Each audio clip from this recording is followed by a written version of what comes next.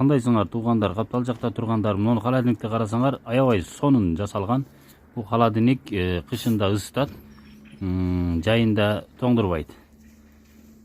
Бул деген насос салып койдук. Быйылкы кыш аябай эле банкрот кылып, насос саткандарды байытып, ustaларды байытып ире турган суук болду. Мен болсо биттен насоско түшүп, жаңы насос сатып алып, акыры жиним келип, анан битте холодильнигими алып чыгып туруп, ушундай кылып туруп жасап иштедим. Болду, мындай насос сатып албайм деп. Ушунчалык катуу суук болсо боло берсин, лампочканы жандырып коем деп, лампочканы коюп иштедим жиним келгенинен. Холодильниктин өзүнүн утеплениясына ишенбестен, акыры кой дедим дагы, пенеплекс алып келип туруп, чаптап салдым дагы. 50-60 градустаям тоңбой турган кылып салдым. Мынакей дедим дагы.